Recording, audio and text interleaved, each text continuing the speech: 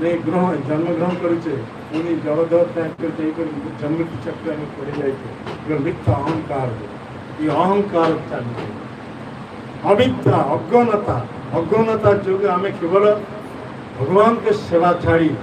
आम मायार सेवार ये अज्ञानता जो ये कर्म फल आम बंधन हो गए ये अज्ञानता दूर हो आसक्ति